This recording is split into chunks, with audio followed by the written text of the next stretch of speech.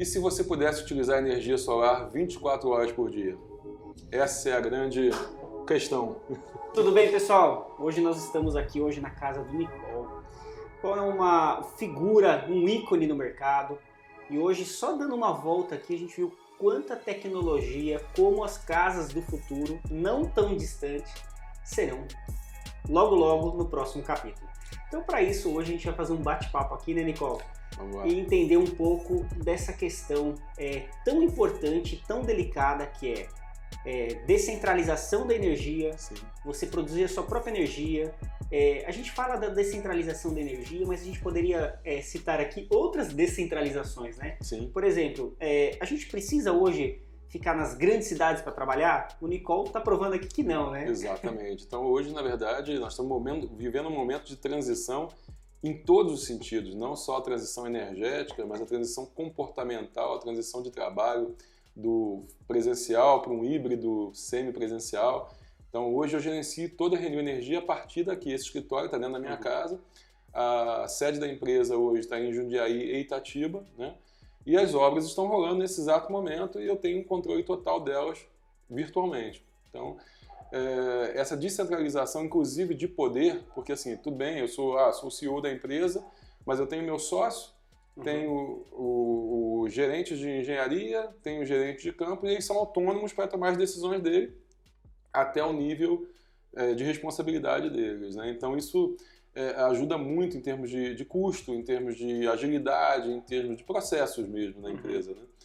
E trazendo isso para a energia, né, você hoje está vivendo, se você olhar esse condomínio, por exemplo, por cima, você vai ver que nesta rua 80% das casas já tem energia solar. Sim. No condomínio eu estimo já nos 40% a 50%. É um condomínio novo, né? Não, o condomínio na verdade ele é bem antigo. Sim. Agora que deu um boom de construção. Deu um boom de construção com a pandemia, que essa pandemia, por mais horrorosa que ela tenha sido em todos os aspectos, ela trouxe algo de positivo para a gente refletir sobre o que nós estamos fazendo com o planeta. Sim. Eu acredito, assim, eu ousaria dizer que isso foi um recado do planeta para nós, né? Então, comportamento que as pessoas... Você citou quando a gente chegou, eu falei, aqui era a casa de final de semana das pessoas. Sim, exato. E hoje a gente percebe que as pessoas utilizam essa casa, já estão pensando em morar nessa casa de final de semana. Exatamente. Então elas estão saindo dos grandes centros, vindo para o interior, aqui em Itupeva, né? E não tão longe do grande centro, estamos do lado de Indaiatuba, do lado de Campinas, do lado de Jundiaí, do lado de São Paulo, né? Então, assim, elas estão descentralizando os seus trabalhos e suas vidas. Né? Estão trazendo mais para o interior, buscando mais qualidade de vida e buscando também sustentabilidade e uma segurança no sentido de energia, de água, de alimentos. Né? Então, as pessoas já se tocaram que o nosso mundo não é tão indestrutível quanto se pensava. Né? Basta É finito. É finito e frágil. Nós, como seres humanos, somos seres muito frágeis. Um vírus... Você não consegue quantificar o tamanho de um vírus, ele é capaz de parar o planeta. Sim. Então, hoje, eu acho que isso trouxe uma reflexão muito importante em termos de trânsito, em termos de locomoção, de mobilidade, de adoção de tecnologia, de mobilidade elétrica, de mobilidade híbrida, hidrogênio, eletricidade, álcool, que seja, né, o etanol. Certeza. E também da forma de você se locomover. Hoje no Brasil, infelizmente, nós não temos um transporte público muito eficiente, então as pessoas optam por uma pessoa por carro, né? 2 pessoas por carro no máximo. Eu sempre pensei nisso, Nicole. Há 10 anos eu falo, por que o carro tem que ter, não pode ser modular? Compartilhado. Eu pensava em carro modular, né? Eu falava, poxa, o carro pode, se você for se deslocar sozinho, é um módulo. Se você for se deslocar mais com alguém, você junta os módulos. E vai. E vai, né? Então, você hoje lá fora, assim, ainda em escala muito embrionária, mas você já vê o carro compartilhado, né? E autônomo. Sim. O carro, você chama, ele vem sozinho, sem motorista, cata você, coleta outra pessoa no caminho e leva ao destino. É uma forma inteligente de você se locomover sem ter que... ter o seu próprio carro, ou seja, você ter aquele patrimônio que gera um custo, que gera um consumo, que gera uma poluição, Tem né? uma pesquisa que no Japão os adolescentes não querem mais ter carros. Sim. A nossa geração era uma geração que era muito legal, né? Você sonhava em ter carro, independente. Você tocou num assunto muito importante. A minha geração já é diferente da sua, Uhum. né? Eu estou com 54 anos, né? Então a minha geração, ela foi criada para ter, né? O sonho de você construir, ter cada vez mais, né?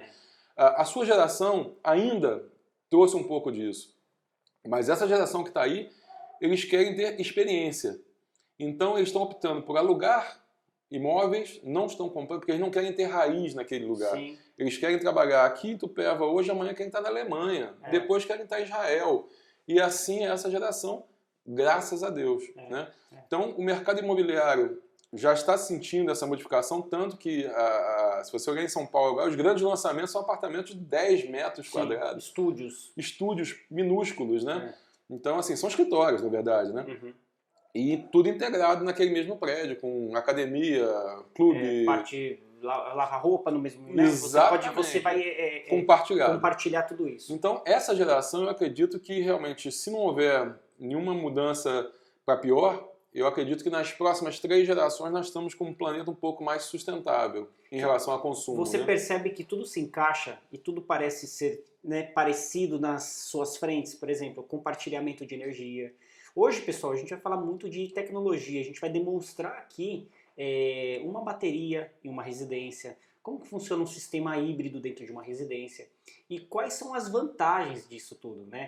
Quando a gente fala com o Nicole aqui, ele tem o escritório dele na casa dele, isso pode ser uma realidade para muitos hoje. Sim, né? Isso não é inviável para ninguém, na verdade. Hoje você tem desde linhas de crédito que te permitem adquirir tais equipamentos, até mesmo uma mudança de visão das pessoas em relação ao investimento. Eu tenho vários clientes que estavam com dinheiro, né, com capital investido no mercado financeiro, com riscos, etc., preferindo trazer esse investimento para o solar, que é um rendimento certo. Vai pagar 1,5%, 1,6% ao mês para ele, sem risco. Né?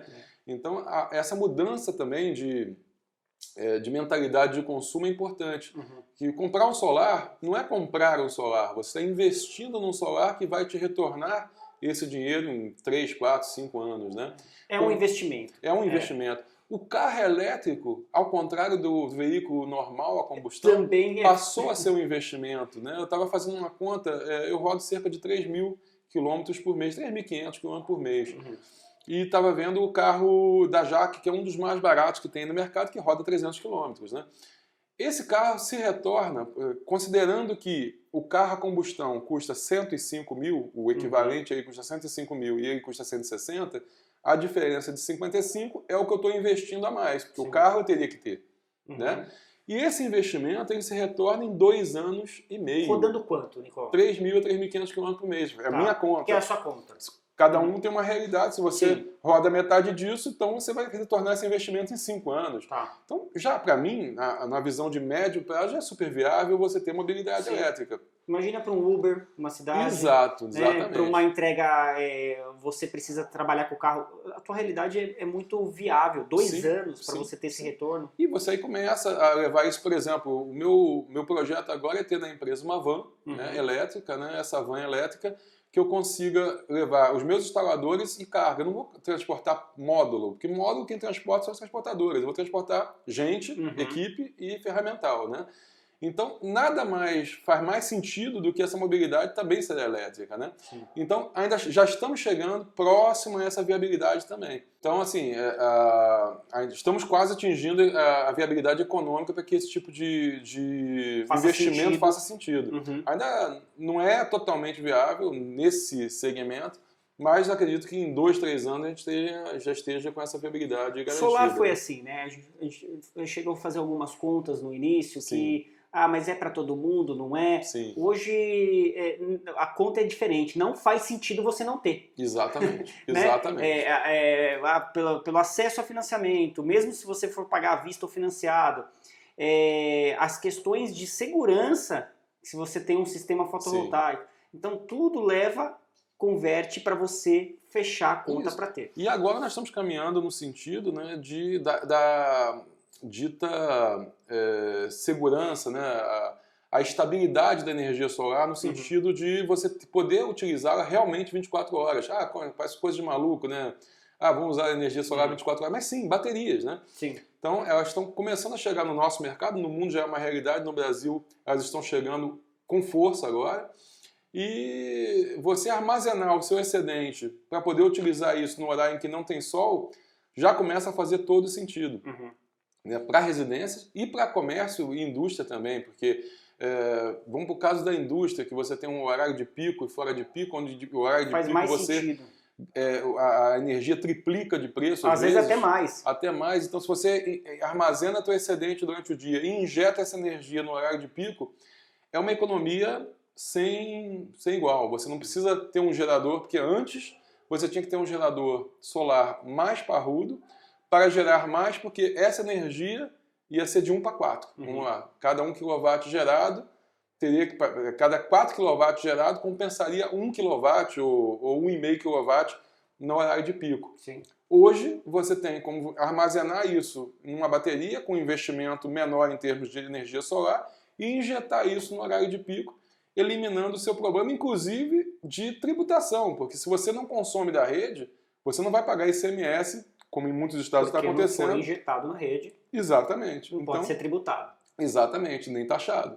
Né? Então, a partir daí você começa também a combater esse tipo de que eu chamo de especulação, porque assim, é uma opinião muito pessoal minha e assim, eu acho que ela casa com a realidade, que é tributar ou taxar energia solar neste momento em que o Brasil pode ser um dos pioneiros do mundo, líder mundial nisso aí, não faz sentido. Colocar o país em situação de espera novamente para ser o país do futuro.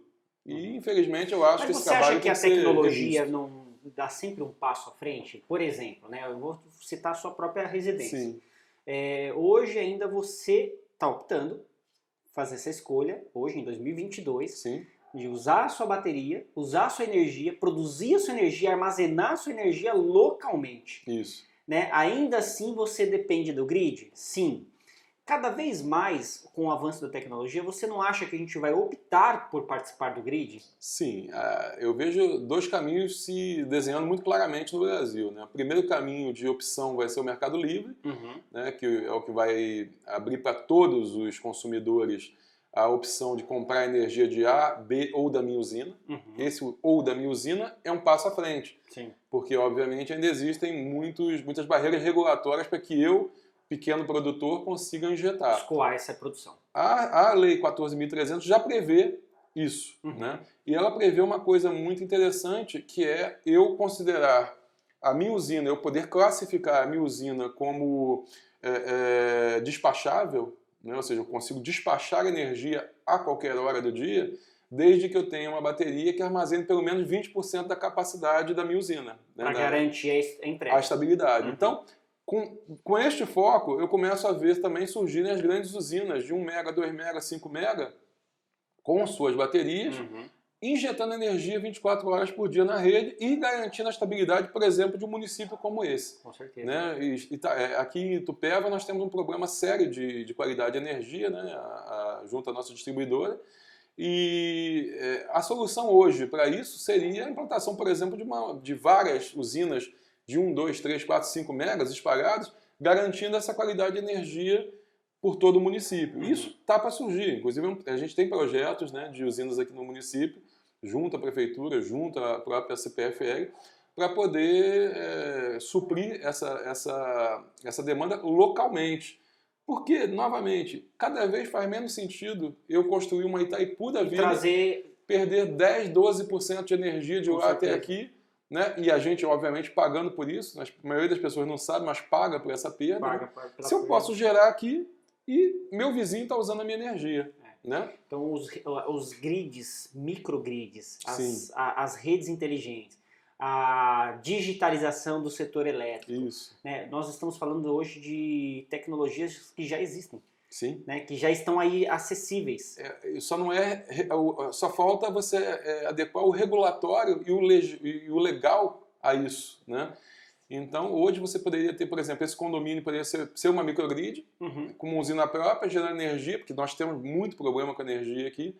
então eu poderia gerar minha própria energia e ainda estar colaborando para todo o município. Sim. Né? Se eu gero aqui, vamos lá, 5 mega para esse condomínio e no horário de pico eu não estou utilizando isso, né? O horário de pico solar, né? Eu não estou utilizando isso, eu estou injetando... posso contribuir com a segurança energética de todos.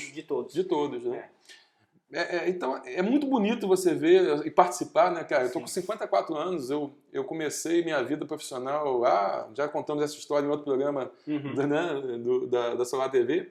Então, assim, cara, eu vi um mundo sem internet, eu vi um mundo onde você é obrigado a comprar energia, um mundo onde você é obrigado a comprar combustível. Eu tô vendo a migração para um mundo onde eu posso optar por ter um carro que eu vou abastecer no meu solar, na sua casa. Na minha casa. Imagina, você está falando de um posto de gasolina na sua garagem. Exatamente. Isso então, é um sonho. É um sonho e quando as pessoas acordarem que, caramba, eu não vou precisar mais gastar, sei lá, 4, 5 mil reais de combustível para quem roda muito, ou R$1.000 que seja de combustível por mês. Que seja, vai fazer outra coisa com esse dinheiro. Exatamente, você pode utilizar isso para conhecer o mundo, para viajar, para investir na sua casa, para investir na educação dos seus filhos, enfim. É muito instigante você viver isso, né? E eu sou um cara que eu tô sempre, apesar da idade, eu me julgo um millennium, porque eu tô sempre mudando. Eu não consigo fazer a mesma coisa há muito tempo, né? Tanto eu fiquei 25 anos trabalhando com telecom, depois eu mudei para turismo e depois eu mudei para energia e estou aqui há 12 anos, né? E energia. Cara, é que esse setor provavelmente eu vou morrer nele, porque é muito instigante você poder ver a contribuição que o setor está dando para o mundo. Né? E não é balela, é real. Né? Você, ao gerar, você tem uma quantidade de energia sendo gerada localmente, você pode reduzir a geração numa Itaipu para economizar e armazenar isso em água. Sim. É real. Usar água para outros fins, né? Daqui a pouco vai ser isso. Ou mesmo armazenar. Ao invés de despachar, você armazena aquela água por um tempo e despacha no horário que precisa. A água é a bateria ali. Isso, exatamente. Então, assim, é muito instigante você ver isso acontecer. E a próxima geração, eu acredito que vai viver o boom desse negócio, que é realmente nós termos a geração distribuída solar, eólica, que seja utilizando hidrogênio, álcool, seja lá o que for, vai ver um mundo realmente um pouco mais limpo, né? Sim. Que seriam os pontos que a gente está falando aqui, né? A gente está falando da digitalização do setor elétrico, que é extremamente importante acontecer para que isso tudo seja viável. Sim. A gente falou da descentralização, a gente está falando da descentralização de tudo, na verdade, né? Quando as pessoas começaram a acordar e falar, poxa, mas hoje eu tenho internet rápida no interior, hoje eu consigo despachar, fazer as minhas coisas, para que eu preciso ir todo dia pegar 2 horas de trânsito? Tem gente que para se deslocar de um ponto A para o ponto B dentro da cidade de São Paulo, ela demora 2 horas. Dependendo do bairro que ela mora e para onde ela vai. Agora, você imagina você perder 4 horas por dia de deslocamento. Você está tocando um ponto que esse cara aí que você falou, esse cenário que você falou, foi o gatilho para eu entrar para o mercado de energia. Olha que legal. Porque assim, eu quando saí, né, de telecom, fui para turismo, fiquei alguns anos, tive que sair de turismo e voltei para telecom. Só que quando você trabalha para você mesmo, você não tem mais aquela cabeça de empregado. Não, tem certas coisas que você não engole mais, ponto. E aí eu decidi tirar um sabático, fui para o Canadá, já contei essa história também, depois voltei.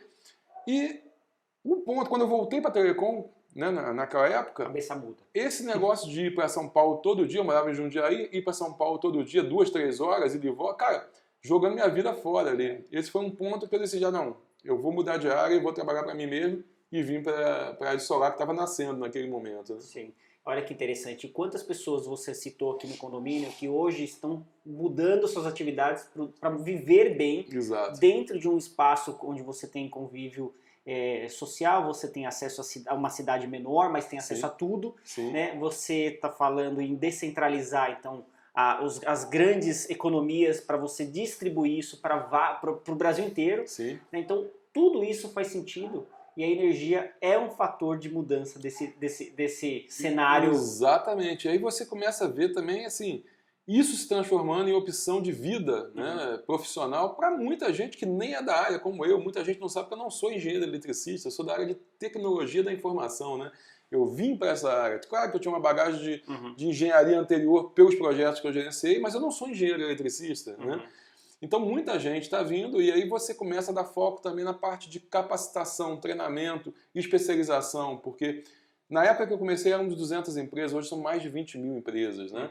Quantas dessas empresas estão fazendo o trabalho de forma correta? Porque não adianta simplesmente fazer, vender, e daqui a pouco você ter problemas, você ter a própria tecnologia sendo queimada voltando em função... contra você. Exato. Então, assim, é muito importante também a gente tentar trazer para o país alguma coisa de capacitação, Então, de dois certificação, pontos. né? Nicole, a gente tem que tomar cuidado com o tipo de tecnologia que a gente usa e a capacidade, né, de Sim. quem vai fazer essa aplicação ali. Quem está instalando, Exatamente. quem vai dar garantia, porque são dois pontos críticos.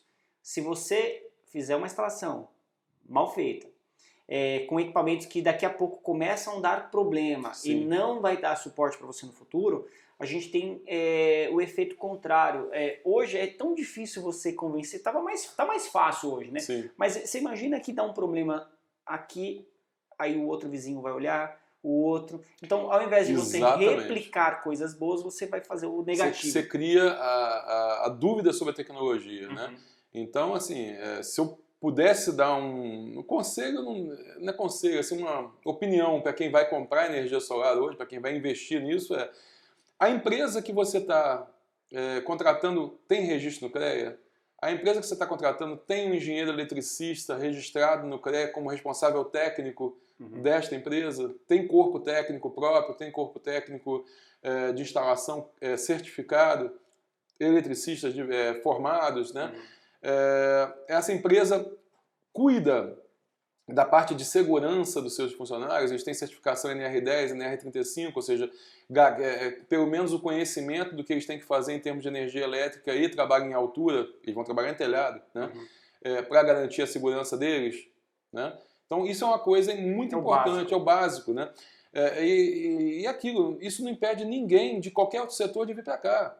Capacite-se, estude, certifique-se, invista, e você vai vir da mesma forma. Não tem importância se você é um pet shop que decidiu vender energia solar. Qual é o teu comprometimento em entrar nessa área? Exatamente. Venha de forma correta. Não vem com esse negócio de vou vender e qualquer coisa a qualquer preço, que é o que está acontecendo, né?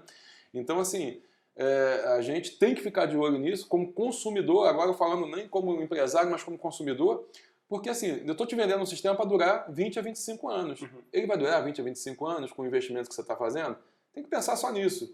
Não existe milagre. Se alguma coisa é 30% mais barato que a outra, ela tem 30% de menos coisa que a outra. Né? Assim, na média, não é? Não estou falando coisas fora da ponta. Você pegou 10 orçamentos, 2 orçamentos, ou um orçamento está 30%, 40% abaixo, não existe milagre. E tem dois pesos nessa moeda. Às vezes você pega um orçamento que tem os mesmos equipamentos, mas a qualificação profissional e equipe de instalação é outra. E o que isso tem a ver? Isso tem a ver que o teu equipamento pode ser afetado na vida útil, na durabilidade, porque ele pode ter sido mal dimensionado, ele pode ter sido mal aplicado ali os materiais. Né? Assim, você vai trabalhar com material elétrico exposto à energia solar, à luz do sol, à chuva, a vento, né? Esse material que ele está utilizando, o cabo elétrico, fio, os conduítes, os eletrodutos, a estrutura metálica. Porque só se fala de módulo, inversor e é marca disso. Aí o cliente não olha mais nada. Exatamente. Mas qual que é a estrutura que você está usando? Exatamente. Qual é o tipo de cabo, os conectores? Né? E outra, qual que é o seu distribuidor? Isso faz diferença. Muito, porque assim, o suporte, o pós-venda, né, que é outra coisa que o brasileiro também olha pouco, quem vai dar o suporte é o cara que te vendeu em conjunto com o distribuidor dele, né? Então, a gente aqui prioritariamente utiliza, por exemplo, a Ecore, né? A Ecore é um distribuidor no Brasil pioneiríssimo que trouxe a tecnologia MLPE para o Brasil com muita coragem, né? E hoje, graças a eles, né, você tem a tecnologia MLPE de microinversores, otimizadores, que você tem uma produtividade maior, uma segurança maior, espalhada pelo Brasil, né, ao passo que outras empresas permanecem estacionadas na tecnologia anterior, que é o string inverter. Não que o string inverter seja ruim, não é ruim. Eu vendo string inverter, mas cada um tem sua aplicação. Eu falo que é uma caixa de ferramenta. Exatamente. Qual é o teu projeto? O projeto pede o tipo de tecnologia. Isso. Né? Agora sim, você citou um ponto importante. A Ecore, né, você mencionou, é uma empresa fantástica, Sim. que ela investe desde o princípio em treinamento, em qualificação, certificação. e ela bate o pé em tecnologias que são tecnologias que veio para ficar. Exato. Não é moda, não é uma coisa que está vendendo muito porque é barato, então eu vou vender. Ela não trabalha assim, muito pelo contrário. A tecnologia MLP, em média, é de 10% a 15% mais cara que a tecnologia tradicional. Só que não.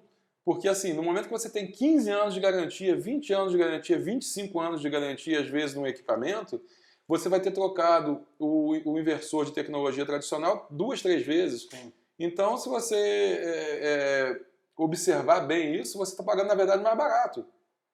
Né? Você não está pagando mais caro. Esses 15% se diluíram nessa troca de equipamentos que você vai ter que fazer em 10, em 15, em 20 anos, talvez.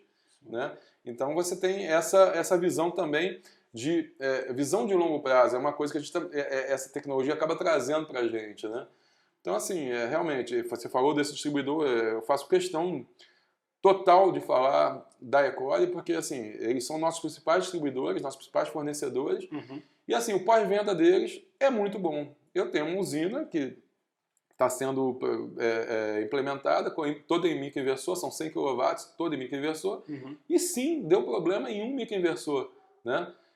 E deu problema na configuração dos inversores. Cara, um telefonema, uma equipe inteira da Ecore reprogramando, reparametrizando, junto com o pessoal da AP Systems lá fora, na China, e a usina está de pé. Ah, um dos inversores está com problema, beleza. Eles já estão mandando outro e em uma semana eu estou com isso para trocar. Então, assim, problema, todos os equipamentos vão dar. O problema é como você resolve esse problema. Vai levar 10 dias, uma semana, 2 dias ou a vida inteira, né? Exatamente. Então, assim, as diferenças começam a pesar na nossa seleção de fornecedores aí. Todo dia eu recebo telefonema de 10, 12, 15, sem exagero nenhum, distribuidores novos que estão pipocando. Por quê? Porque já se viu que distribuir equipamento no Brasil é um excelente negócio. Né?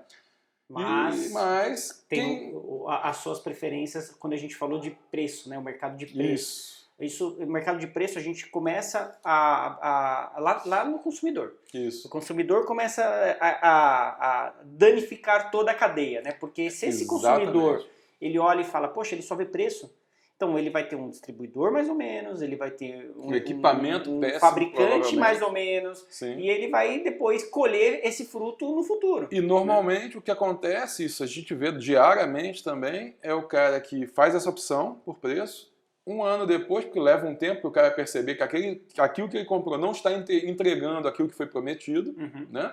Depois de um ano ele volta, queria que você desse uma olhadinha aqui, porque não está entregando, minha conta continua alta, aí você vai ver, aquele sistema que foi vendido não tem nada a ver com aquilo que ele precisava na época. Isso acontece muito, né? Que é a proposta enganosa, o cara diz que com a potência menor que a minha vai gerar mais do que eu. E o cara...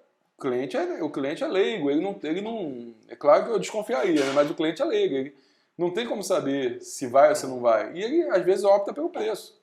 E acontece isso. Né? Pessoal, vamos dar um giro, Nicole? Eu quero que você apresente para a gente a tecnologia que você tem aqui, fale um pouquinho da tecnologia, depois eu quero conhecer um pouco, para o cliente que está assistindo a gente, como é que funciona hoje a geração, você ser independente, quando a gente fala de prosumidor, você, para fabricar a sua energia, você vai poder alimentar a sua casa, o seu negócio, que aqui a gente está falando da casa e o negócio em conjunto. Eu e a minha mulher, né? A gente não pode parar de trabalhar. São duas empresas aqui. Sim.